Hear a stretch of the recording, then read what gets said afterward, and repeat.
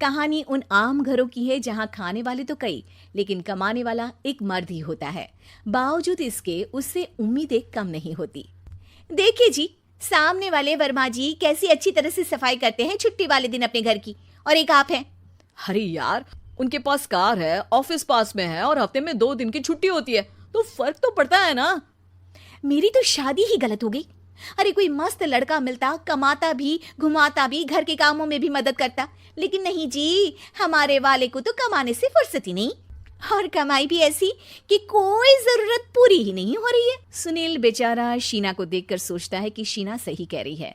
देखने में सुंदर है, घर का सारा काम कर लेती है, उसे तो कोई भी अच्छा लड़का मिल सकता था। क्या सोच रहे हैं? भागने का इरादा तो नहीं है?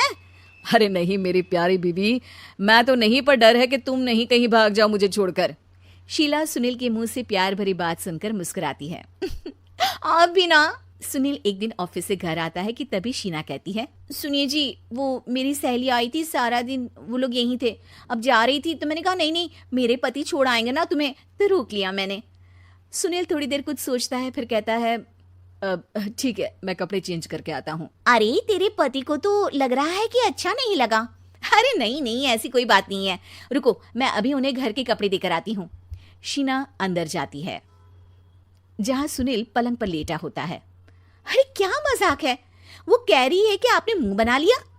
सही तो कह रही है, सुबह से अब ऑफिस से लौटा हूँ, एक कप चाय का तो पूछा नहीं, 20 किलोमीटर जाओ और आओ, और फिर कल उसी टाइम पर ऑफिस। अरे यार, मुझे गाड़ी चलानी आती ना तो बोलती भी नहीं आपको, और कौन सा रिक्शा खींच कर जाना है आपको। सुनील अब क्या बोलता। रात देर से आता है और सो जाता है। अगले दिन, शरीर दर्द हो रहा है। अरे तो मत जाओ ना ऑफिस, चलते हैं ना मार्केट घूमने, फिर पिक्चर देखेंगे और रात में खाना खाकर घर वापस।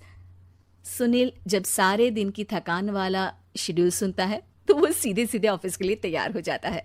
अब आए दिन शीना की डिमांड बढ़ती चली जाती है और सुनील उसको पूरा भी करता, लेकिन एक दिन, ए जी मेरा भाई आ रहा है, उसे 2 लाख रुपए की जरूरत है। हाँ तो मैं क्या करूं शीना, मेरे पास इतने रुपए नहीं है। हाँ हाँ पता है नहीं है, लेकिन किसी से लेकर तो दे सकते हो ना।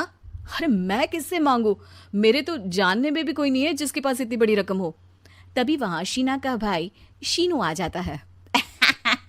जीजा जी कैसे हैं आप? अब मैं ठीक हूँ शीनू, अचानक इतनी बड़ी रकम की जरूरत कैसे पड़ गई? अरे जीजा जी, वो बिजनेस शुरू किया ना, तो उसके लिए पैसे की जरूरत है।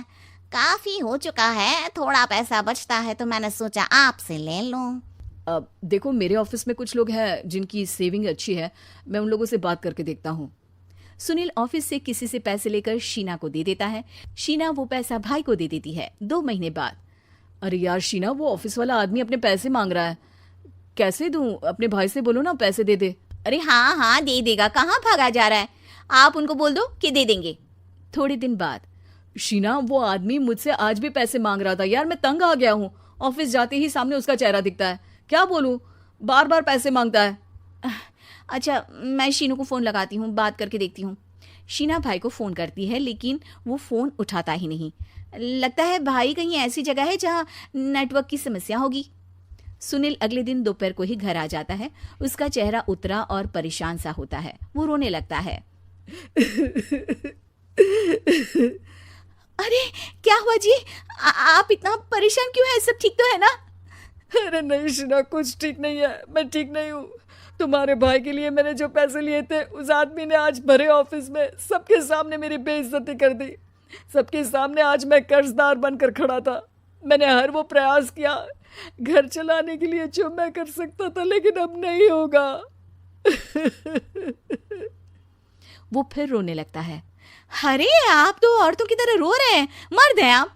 क्यों, आदमी के सीने में दिल नहीं होता, या फिर वो इंसान नहीं मशीन होता है? अरे मैं थक चुका हूँ शीना, तुम समझती क्यों नहीं? मैं भी शारीरिक और मानसिक रूप से थकता हूँ, मैं भी आराम करना चाहता हूँ, सुकून चाहता हूँ। मैं अब कुछ नहीं कर सकता। कुछ नहीं। वो बैठ जाता है। शीना पति को हैरान परेशान देखकर चुप हो जाती है। अगले दिन, सुनिए ये लीजिए 2 लाख रुपए, उस आदमी को दे दीजिए और बोल दीजिए कि आज के बाद किसी को पैसे के लिए बेइज्जत ना करे। सुनील पैसे देखकर राहत की सांस लेता है। अरे शीना, तुमने तो मेरा बहुत बड़ा काम कर दिया, अब मैं शान से ऑफिस जा सकता हूँ। लेकिन ये पैसे आए कहाँ से? ये पैसे मैंने अपने गहनों को गिरवी रख कर लिया है। तुम ठीक रहो, निश्चिंत रहो, मैं बस यही चाहती हूँ। मुझे माफ़ करना, पर अब मैं समझ चुकी हूँ कि मर्द को भी दर्द होता है।